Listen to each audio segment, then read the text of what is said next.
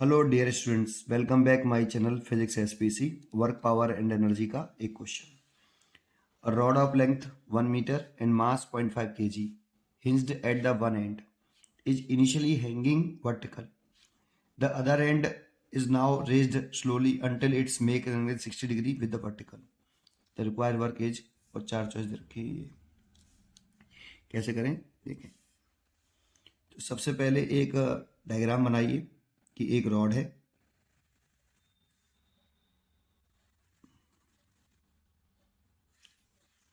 और यहाँ से इसको हिंज किया है और इसको फिर 60 डिग्री से आपका घुमा दिया है।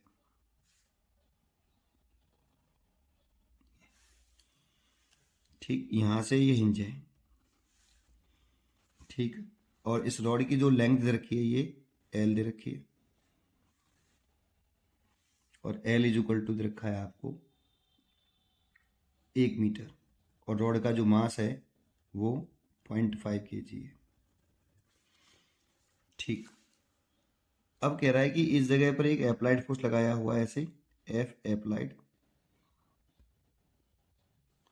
और वो स्लोली मूव कर रहा है यहाँ से यहाँ तक। ये जो मूवमेंट है आपका इधर की तरफ ये स्लोली है। ये भी बहुत इंपॉर्टेंट पॉइंट है। ठीक है, 60 डिग्री मूव कराया है ऐसे और पूछ रहा है कितना वर्क करना पड़ेगा। ठीक, तो देखो इस जगह पे दोनों रॉड कांटेक्ट में हैं और जब दोनों रॉड कांटेक्ट में हैं तो एक दूसरे पर नॉर्मल एक्शन लगा रही होंगी। अब मालूम नहीं पड़ रहा कि क्योंकि नॉर्मल एक्शन हमेशा कांटेक्ट सरफेस के परपेंडिकुलर लगता है, तो कांटेक्ट सरफेस नॉर्मल किधर होगा ये अगर ना मालूम पड़े तो उस सिचुएशन में हम कांटेक्ट नॉर्मल फोर्स ऐसे ले लेते हैं, एक एन एक्स और आपस में ले लेते हैं परपेंडिकुलर ये एन वाई। ये कांटेक्ट फोर्सेस हैं जो एक दूसरे पर ये रॉड लगा रही होंगी, है ना। चलिए,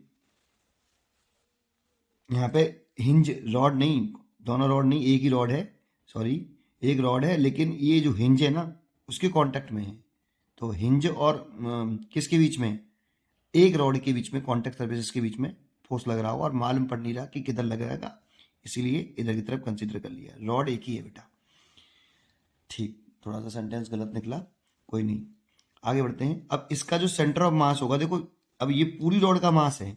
अब पूरी रॉड का मास ऐसा तो है नहीं कि यहाँ पे लाई कर रहा हो, है ना, यहाँ पे लाई कर रहा हो, तो पूरी रॉड का मास है तो ये लीनियर मास हो गया। तो इसमें इसका जो सेंटर ऑफ मास पर ये टोटल मास लाई करेगा।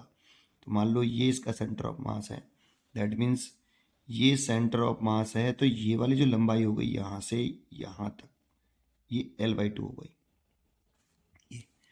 अब ये सेंटर ऑफ मास जब ये रॉड यहाँ से मुंह करके यहाँ जाएगी तो सेंटर ऑफ मास थोड़ा सा इधर से ऐसे हो जाएगा, ऐसे। तो ये सेंटर ऑफ मास हो गया। तो ये आपको कितना ऊपर रेज कर रहा है सेंटर ऑफ मास इसका, ये x डिस्टेंस रेज कर रहा है, ये वाला डिस्टेंस x मान ली। ये देखो ये डिस्टेंस x रेज कर रहा है।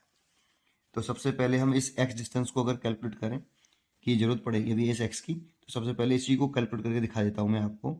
कि जैसे मैं ऐसे करके दिखा देता हूँ कि ये एक रॉड थी, ये इसका सेंटर ऑफ मास था और ये रेज कर गया आपका इधर से इधर की तरफ ऐसे, है ना, ऐसे। तो एक बार बताओ, ये पॉइंट मैं लेट कर लेता हूँ ए और इस वाले पॉइंट को मैं लेट कर लेता हूँ बी और इस वाले पॉइंट को मैं सी और इस वाले पॉइंट को मैं एन, और ये डिस्टेंस आपकी एक्स है। तो पहले तो बताओ ए बी डिस्टेंस कितनी है। ए बी और ए सी तो बराबर होगी L/2, है ना। ए बी डिस्टेंस और ए सी डिस्टेंस तो बराबर होगी L/2 और ये एंगल आपका 60 डिग्री है। तो एक तो ये हो गया। मेरे को निकालना एक्स डिस्टेंस कितना हुआ, तो कैसे निकालूं। ट्राइंगल आप बताओ मेरे को, ट्राइंगल ए एन सी दिख रहा है, इस ट्राइंगल ए एन सी में मैं cos 60 डिग्री लगा रहा हूँ। तो cos 60 degree is equal to, आप देखोगे तो बेस ए एन और हाइपोटेनियस आपका ए सी, ऐसे, है ना, बेस बटे हाइपोटेनियस।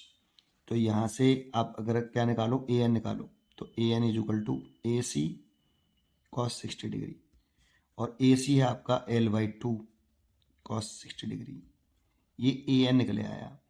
लेकिन मेरे को निकालना क्या है, आपका एन बी डिस्टेंस निकालनी है। तो ए बी डिस्टेंस में से ए एन डिस्टेंस घटानी पड़ेगी। तो ए बी डिस्टेंस तो L/2 है, माइनस L/2 cos 60 डिग्री, और ये आपका x आ गया। ये देखो, ये आपका x निकले आया। तो x आपने निकाल लिया है कि x कितना है। अब चलो अपने मेन क्वेश्चन पर आते हैं, है ना। इस क्वेश्चन पर अगर हम आ गए यहाँ पर, तो वर्डन निकालना है मेरे को, यहाँ से इसको यहाँ तक स्लोली मूव कराने में। तो वर्क एनर्जी थ्योरम लगाएं। क्या लगाएं? Work energy theorem. इसमें आप वर्क एनर्जी थ्योरम लगा लीजिए। तो लिखें अकॉर्डिंग टू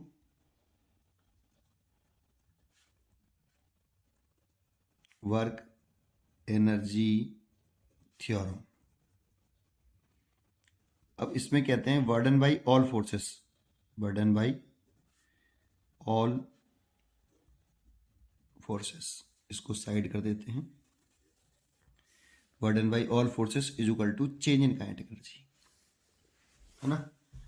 अब इसमें वर्डन बाई ऑल फोर्सेस में लिखें तो लिख सकते हैं work done by N X plus work done by N Y, और एक ग्रेविटेशनल फोर्स लग रहा होगा एम जी, तो work done by gravitational force plus work done by applied force is equal to change in kinetic energy.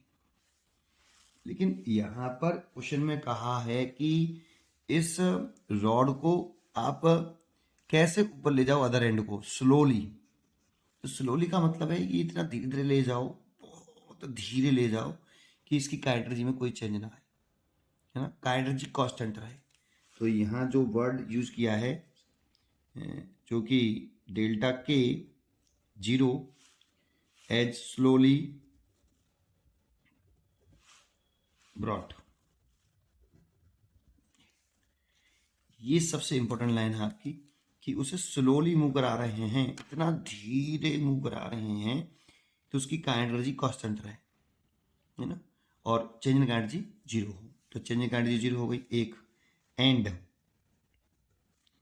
वर्डन by N X और N Y also 0 because as point of application, as point of application of force does not move the distance, the work done by normal reaction